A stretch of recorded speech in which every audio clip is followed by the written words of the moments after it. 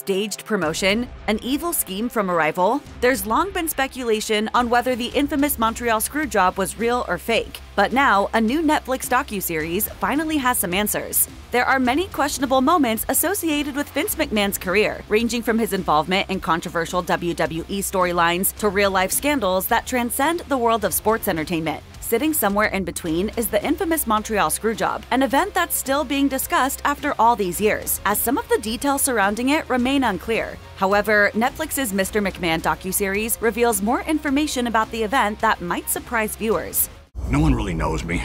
The Montreal Screwjob occurred at WWE Survivor Series 1997 and saw McMahon, Shawn Michaels, and Earl Hebner cost Bret Hart the WWE Championship in Montreal, Canada. Hart refused to drop the title to Michaels in front of his fellow Canadians, as the pair didn't see eye to eye behind the scenes, despite the fact he was leaving the company to join WCW. Hart apparently told McMahon he wouldn't lose on purpose. McMahon couldn't risk the hitman showing up on a rival promotion's television show with his company's biggest title, so he ordered Hebner to ring the bell as soon as Michaels locked Hart in a sharpshooter. The controversies that followed have been well documented. Stars such as Rick Rude followed Hart out of WWE, and Mick Foley skipped Raw for a week. Hart, meanwhile, punched McMahon backstage and walked out of WWE. Despite this, there are people who believe the Screwjob was a work, and how many people were involved has long been speculated. For one, Bret Hart wishes he knocked out Paul Triple H Levesque for his involvement in the Montreal Screwjob. The Game has been Shawn Michaels' best friend since the 1990s, so it's unsurprising to learn that he knew about the backstage scheme beforehand.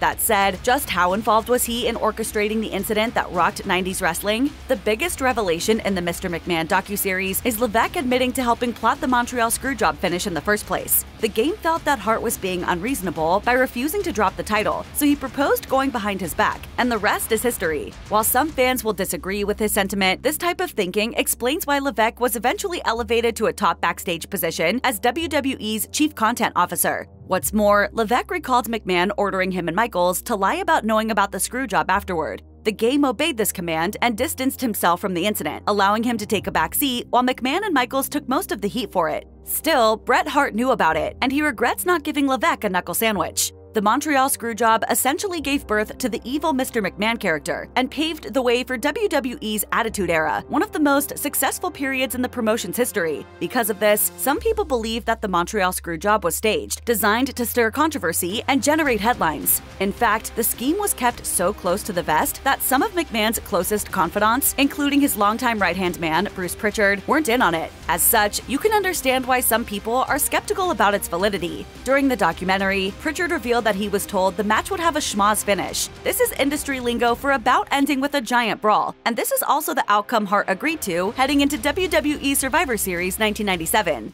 Day of, I was told that it was going to be a schmoz finish and everybody was going to get involved. We were going to throw the match out and we'd figure out what to do afterwards. That said, the hitman was suspicious of shady behavior going into the bout, as he remembered when McMahon screwed Wendy Richter out of the title in a similar fashion. Regardless of the finish, the subjects who were interviewed for Mr. McMahon insist that it wasn't a work. Furthermore, it seems that only a select few people knew about the controversial incident before it happened, as they clearly didn't want word getting back to the hitman.